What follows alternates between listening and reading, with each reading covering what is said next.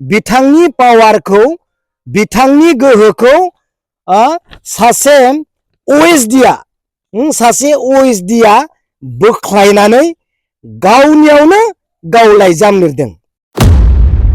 In charge बाखि 6टा डिपार्टमेन्टखौ बै बिएन फारिदा होननायनो बोरै इनचार्ज होनो हाखो?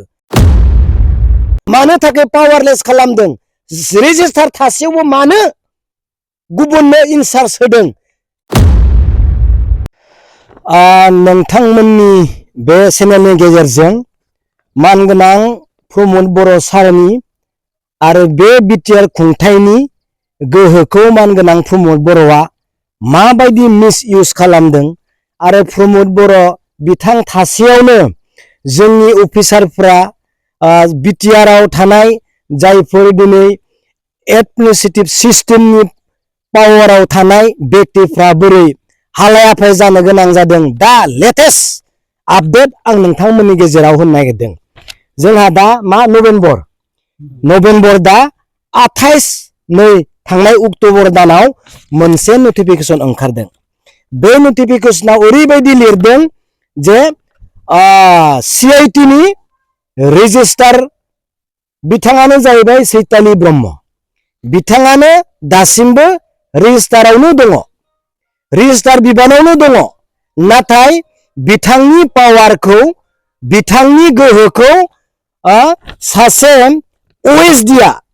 सासे OSD बोख्लायनानै गावनियावनो गाव लाइजाम लिरदों। बिथांनि जायफोर पावार, बिथांनि जायफोर बिबान मावनांगौ दङ, बे पावारखौ आं लानाय जाबाय होननानै गावनो लिरनानै पावार गैयै खालामदों CIT नि सासे रेजिस्टारखौ। बे रेजिस्टारनि मुङानो जाबाय चैतालि ब्रह्म आरो जाय पावार लादों बिथाङा जाबाय प्रफेसर बिएन फारिदा। बिथांखौ जों सिनाया, नाथाय चैतालि ब्रह्म बिथांखौसो जों सिनायो। अब्ला नायदो, एडुकेशन नि सासे मिनिस्टार हिसाबै बा चिफ हिसाबै मानगोनां प्रमद बर' बिथाङा दिनै बे CIT निनो सासे मेम्बार।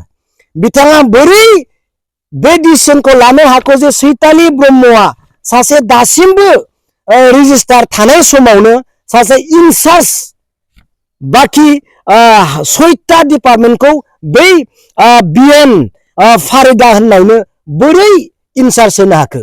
बिथाङाथ' रिटायारबो जायाखै। सासे मोनसे उसुबिदा माबायाव बेबस्थायाव चैतालि ब्रह्म बिथाङा गैया। दाबो बिथाङा CIT निनो रेजिस्टार। नाथाय बिथांखौ दिनै पावारलेस खालामनानै होदों 7टा डिपार्टमेन्टआव। अब्ला जों दिनै बुंगोन, दिनै मानगोनां प्रमद बर' बिथांनि पावारा मेगन देखायावनो नायजेर गोथां दिनै जोंनि सानथाम सानब्रैसोनि आगोल बे लेखा ओंखारनायखौ जों नुनो मोनबाय। अब्ला दिनै जोंनि मानसिया नुनानैबो नुयै बायदि, मोनथिनानैबो मोनथियै बायदि दिनै बेबायदि ओंखारनाय लेखाखौ मानो थाखाय ओंखारनो मोनखो?